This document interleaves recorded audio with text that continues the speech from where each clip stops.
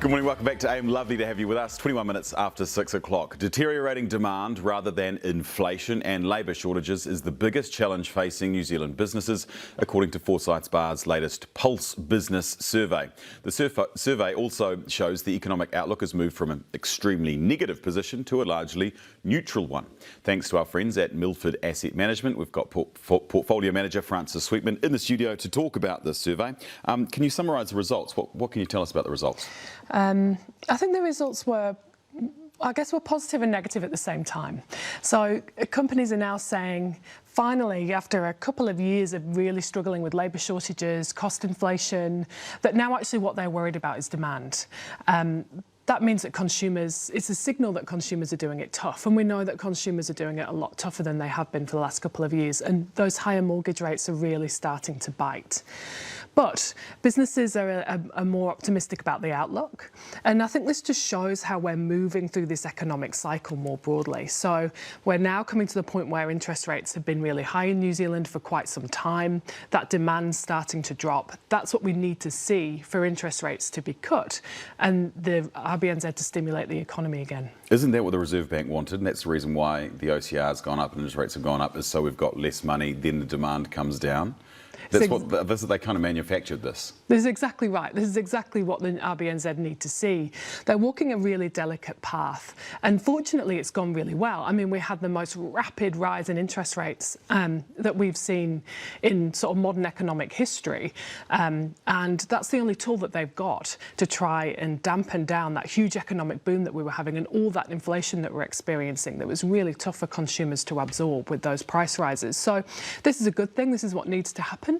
But that doesn't mean it's great for consumers, particularly those with a mortgage, as we experience it. Yeah, I mean, this is a silly question, and you probably can't answer it because you haven't got a crystal ball, but where to from here?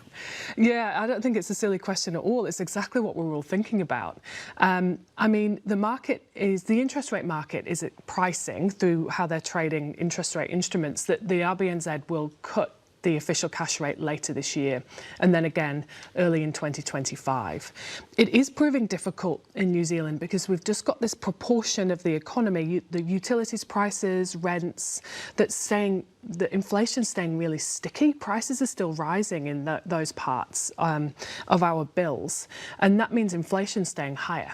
And the RBNZ targets inflation, that's what it does, so it makes it harder for it to cut rates. And so we're sort of in this tough spot now, but what's really important is that employment markets are still staying quite strong and robust, and as long as employment holds up, then we don't expect a major economic downturn. So that's the good news. You mentioned utilities there. Utilities is doing quite well. That's your electricity, those kinds of things, your utilities, your internet and all of that? Yep, and electricity in particular. And it was interesting in the Forsyth Barr survey that utilities was the only part of the market that was actually okay about demand. They were quite positive about the demand that they're seeing.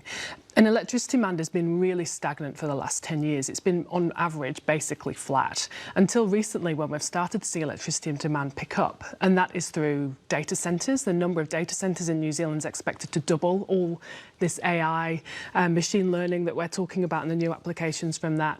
And then also from electrification as part of lowering carbon emissions. So we're seeing the dairy industry and broader industries starting to invest in electrifying their process heat and shifting away from coal. Do people, I mean, they're not really shifting away from coal, or people might want them to, but because they can't, the likes of Genesis Energy yesterday announcing that they will have to stockpile coal because of gas production coming down. What are the I guess, are people still investing in those utility companies that rely on coal? Is it still a good investment? Oh, it's a great question. And I think the way that the electricity market has moved in New Zealand is fascinating. So we used to present, 10 years ago, we used to generate 20% of our energy from gas, and that's halved to 10. And renewables has grown, and we've got more investment in renewables and new renewable generation coming online, but it just takes so long. So how do we fill that gap? And also, how do we solve the problem of intermittent energy from wind and solar when the sun's not shining, it hasn't rained, the wind's not blowing? What do we do? So in the meantime, Genesis Energy is saying that they're going to likely have to burn more coal and restockpile, which is, bad news. Investors definitely discount energy producers that use coal, because it's a dying industry, and that earning stream is going to fall away as the global economy shifts to clean energy, because we have to. So it is a real problem, and Genesis are investing really heavily in renewables on the other side, but as I say, it just takes time. You just need a massive big battery, and I guess that's what a big pile of coal is, isn't it, in many ways. Thank you very much. We've got to leave it there. That was Milford Asset Management Portfolio Manager Francis Sweetman, and we're talking business every Tuesday and every Thursday thanks to our friends at Milford.